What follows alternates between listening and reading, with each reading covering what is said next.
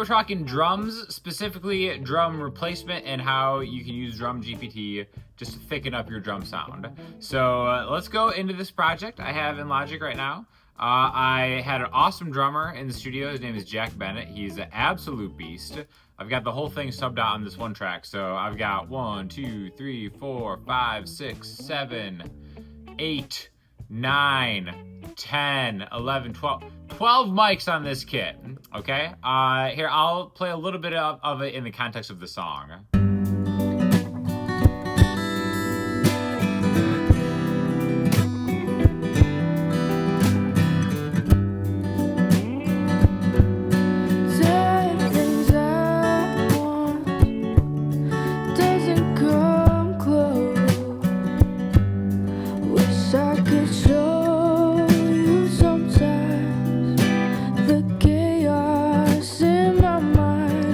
Solo the drums.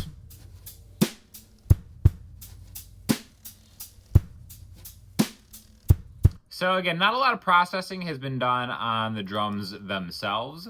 One of the reasons that it kind of sounds like that, why the kick sounds so puny, is because I have it just actually filled up with like towels and clothes and stuff because I wanted it as dead of a kick as possible. So real quick, let's just listen to the kick all by itself.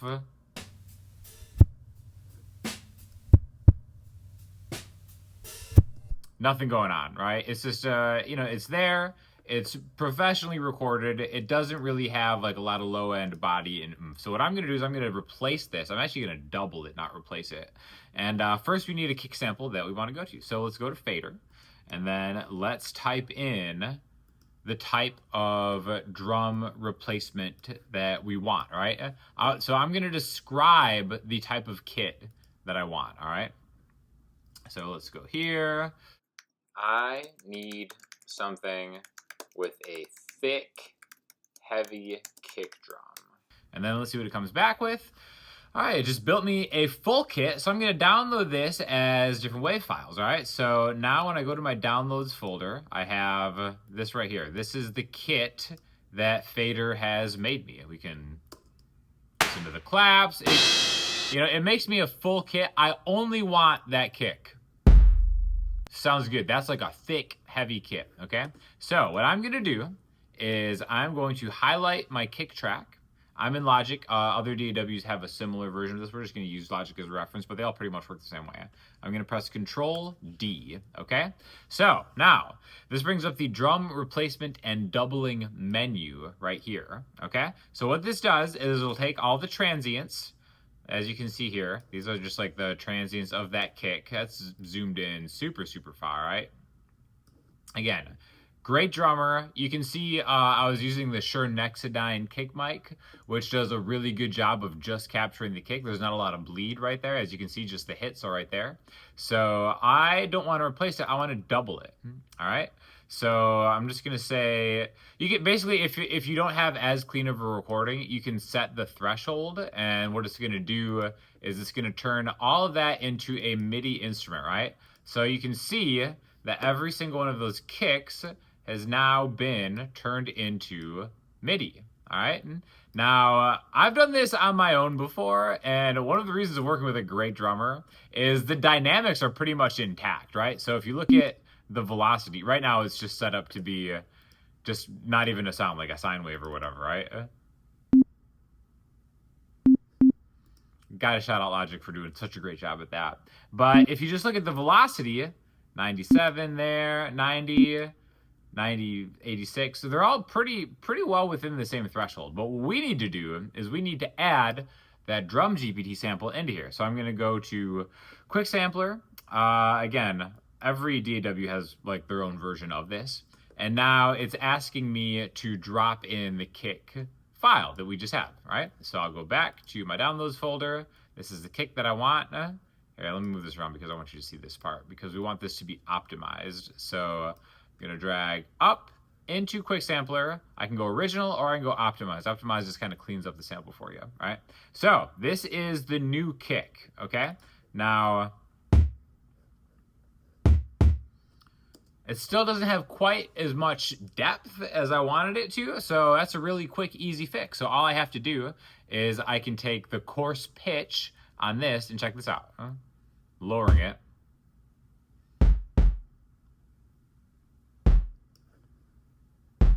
So since I'm just actually doubling this, not replacing this, I actually like that kind of lower sound. So what I can do is I can double it up with the original kick, and now there's like a big difference between the original, which is just all woof, and now I have a little bit more body and presence. And it's like, just soloing the kick might not make a huge difference, but let's check it out in the track now. And let's just do it with, let's just listen to the kit.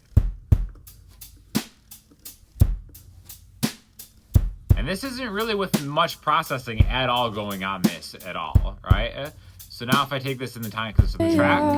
In my mind, it just gets so saying the same thing over and over. And then now listen to it without the sampled kick.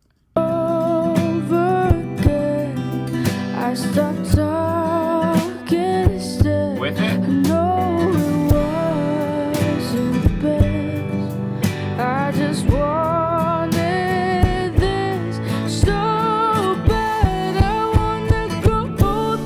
So again, that was like a super, super quick example of how you can really easily just describe the kind of sound that you want. Drum GPT will make it for you, and then you can just import it directly into some kind of drum replacement triggering MIDI sampler, and you're good to go. Another way to do this is you can just drag the WAV file into your DAW all by itself and then just line up where you want it.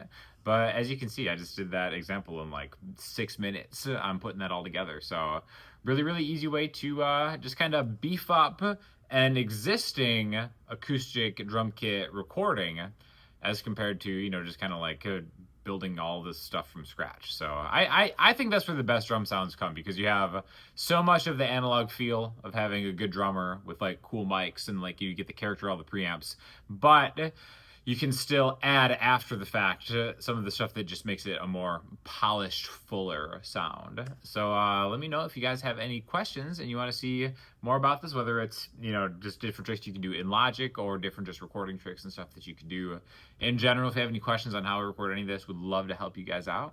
So yeah, make sure to like the video, comment, and follow the Fader channel. Let me know what other kinds of videos you'll like to see next.